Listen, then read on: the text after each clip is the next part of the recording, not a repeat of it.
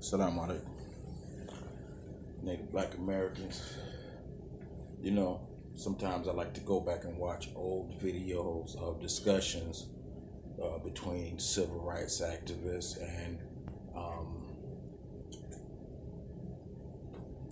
I guess white conservatives.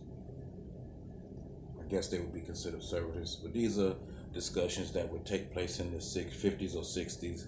You know, they would talk about police brutality or social justice or whatever. And you know what I noticed? Those white folks then and these white folks now, they the same.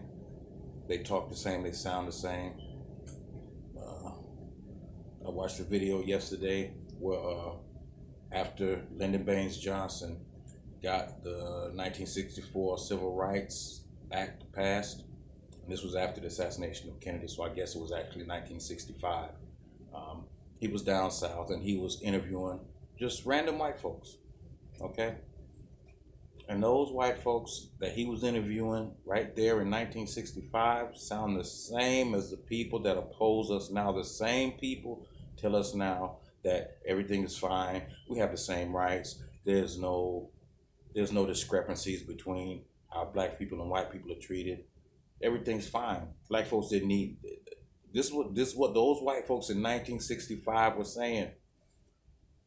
They were saying this in 1965, and they believed it.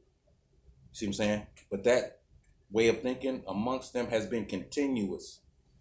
The last Confederate War veteran died in 1959. That was 10 years before my birth. I was born in 69. He died in 1959. My mother was born in 43.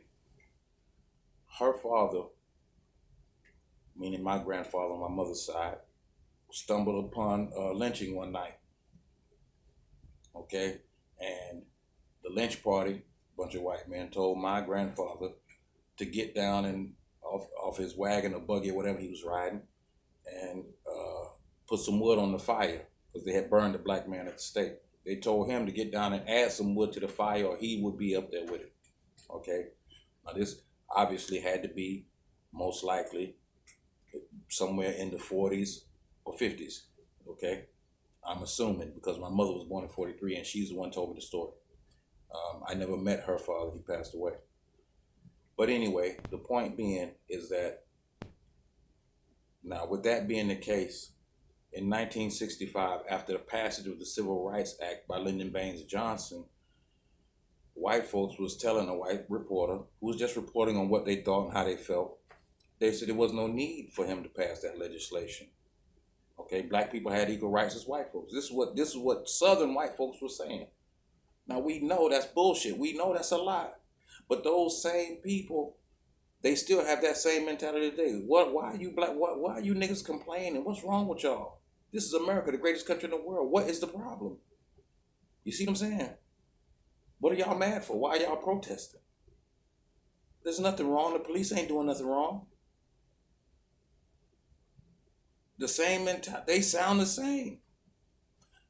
Anybody, if you watch this video, go on YouTube, go back and watch some of those old videos of those people back in the 40s, 50s, 60s, 70s. It doesn't even matter. 70s, 80s. People that oppose black people getting any type of rights, any type of government protection, any type of government benefit. Listen to those people, how they talk, and they sound the same today.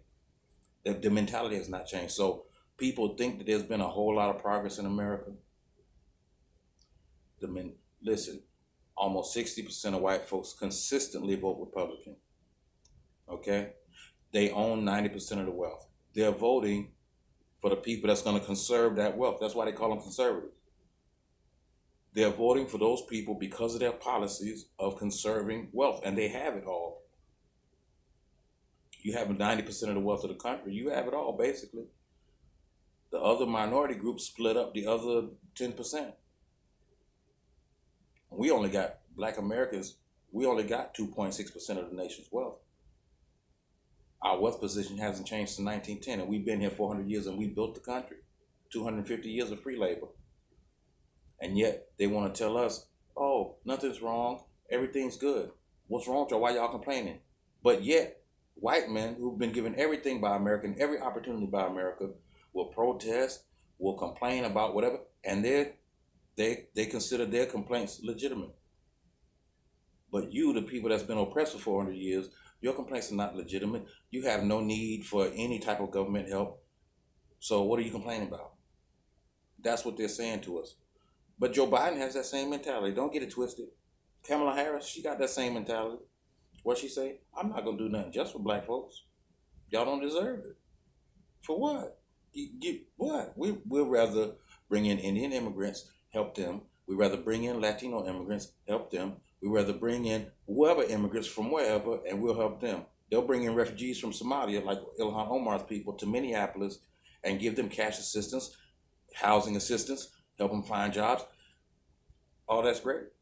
But Native Black Americans like George Floyd got to work 2 minimum wage jobs just to make it. And his people built the country. 250 years of free labor, picking cotton and tobacco for free. 250 years. Can't get no help. Get a knee on his neck. City of Louisville, where Breonna Taylor was killed. They got a whole plan. Roll out the red carpet for immigrants. But Native Black Americans that built the country, you get a knee on your neck. You get police trying to bust down your door, dead of night, no identification, no nothing, shoot you up while you're laying in your bed. You see? And people think, we just complaining about nothing. Black people, what are y'all complaining for? Y'all mad for nothing. America's great. It's great. Stand for the Pledge of Allegiance. They're the same. The mentalities are the same. Go back and watch those old videos and listen to those people, and then look at the people now and listen to them. Same. Assalamu alaikum.